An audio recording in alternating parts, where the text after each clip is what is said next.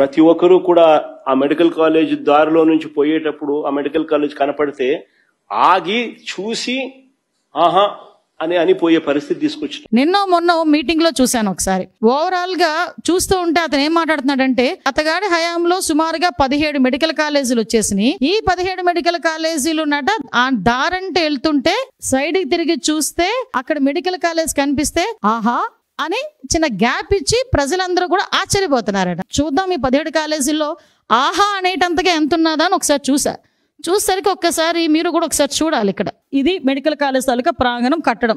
Okay, ఇక్కడ మనం ఏమనుకోవాలి, ఈ పిల్లర్ ఏమో ల్యాబ్ అనుకోవాలి, ఈ పిల్లర్ ఏమో రీడింగ్ రూమ్ అనుకోవాలి, లేదు అనుకుంటే ఈ పిల్లర్ ఏమో ఒక లైబ్రరీ అనుకోవాలి.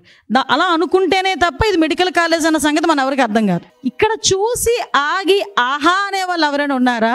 మీ బతుకు చెడ అనుకున్న వాళ్ళు ఎవరైనా ఉన్నారా అండి? సారీ టు సే, నేను కొన్ని పదాలు తప్పట్లా.